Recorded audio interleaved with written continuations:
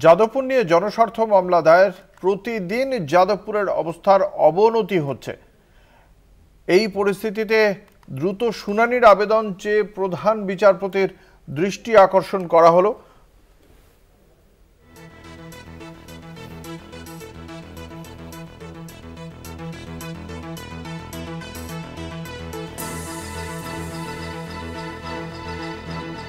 আগামী বৃহস্পতিবার এই মামলার শুনানির সম্ভাবনা রয়েছে। যাদবপুর নিয়ে জনস্বার্থ মামলা। যাদবপুর বিশ্ববিদ্যালয়ে যে ঘটনা ঘটেছে শনিবারের সেই ঘটনার প্রেক্ষিতে তারপরে এসএফআই এর পক্ষ থেকে তাদের কর্মসূচি ছিল, রাজ্য জুড়ে বিক্ষোভ। আজকেও এসএফআই এর কর্মসূচি রয়েছে এবং যাদবপুরের বিষয়ে রাজ্যের বিভিন্ন জেলায় ছাত্রদের পক্ষ থেকে বিভিন্ন শাসক এবং বিরোধী উভয় পক্ষের ছাত্র সংগঠনের পক্ষ থেকেই বিভিন্ন গণ্ডগোল হচ্ছে আমরা দেখতে পাচ্ছি। তারা বিভিন্ন বিক্ষোভ কর্মসূচি পালন করছেন এবং যাদবপুর বিশ্ববিদ্যালয়ের বিষয়ে এবার